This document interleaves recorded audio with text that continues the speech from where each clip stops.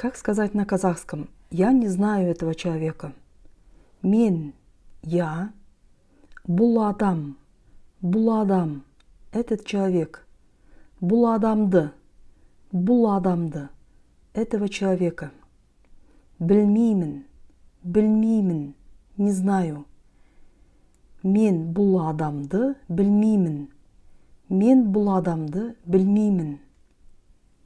А как сказать, как ты добираешься до работы?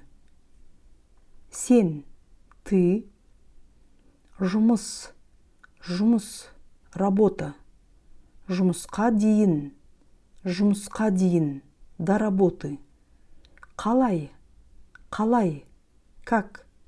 Барып жүрсің, добираешься. Сен жұмысқа дейін қалай барып жүрсің?